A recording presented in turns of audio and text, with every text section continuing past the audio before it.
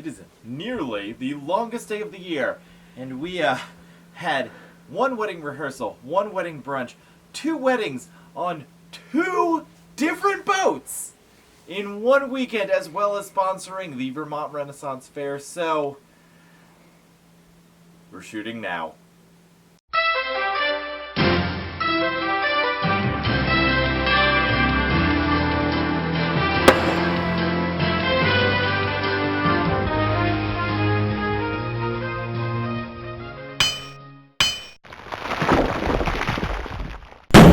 Welcome to Ask the Meadmaker, where I, Ricky the Meadmaker, answer your questions about mead making, mead drinking, mead brewing, and really any question you're willing to send to me. I feel like this episode is one of those where you know my commitment to you, my viewers. I am being eaten alive by bugs, being drawn to these studio lights. I have not slept sufficiently, and you know who really hasn't slept sufficiently this weekend? Nora. Anyway, our first question comes from something or other bullish, one of those handles that isn't really a name, and he wants to know how he can flavor his mead to be earthy, smoky, and oak. The answer is, oak can do all of those things.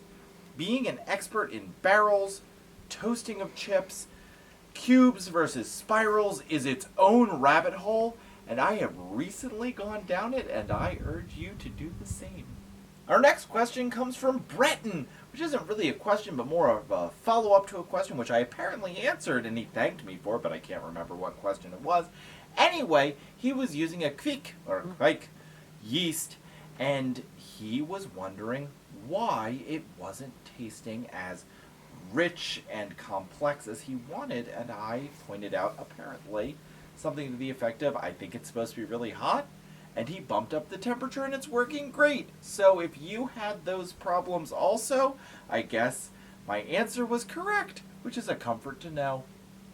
MTG the Viking wrote to me in January and asked for some advice because he really wanted to make a mead for his wife's birthday, which is in March. It is June of this year, so I'm sorry, buddy. I guess you hadn't seen enough of these episodes to know what my turnaround time is. But anyway, he wanted to make a thin mint cookie mead, and his biggest concern was not the mint, but the cookie part. And I guess mint and chocolate is easy, but how do you make a mead taste like a cookie? And the way I'm answering this question is just hoping that you're like, well, can't wait for that guy anymore.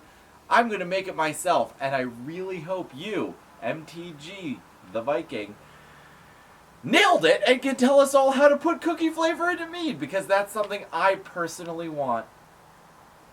The nice thing I've got to say is at least my blood poisons mosquitoes.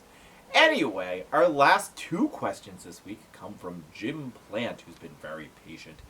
First question, he wants to know if adding fruit to things, meads especially, shortens their shelf life. And the answer is yes and no. So, certain fruits add tannins to wines, meads, etc., which can lengthen the aging process and also stabilize, also extend the shelf life. Other fruits and things that are right on the edge, where people would call them fruits, but then you'd be at a dinner party where they're like, that's not a fruit, that's a vegetable. They degrade with time, so they might extend the mead, but the flavor will disappear. That is actually what some people experience with things like cinnamon and other powderized barks. His second question, which is off of the first one, is, when properly corked, and I'm going to also say capped or kegged, can a mead really last decades? And the answer is, what do you mean by last? Well, that's our last question this week. Keep sending them. I'll get to them earlier in the day. And I'll talk to you soon. Cheers.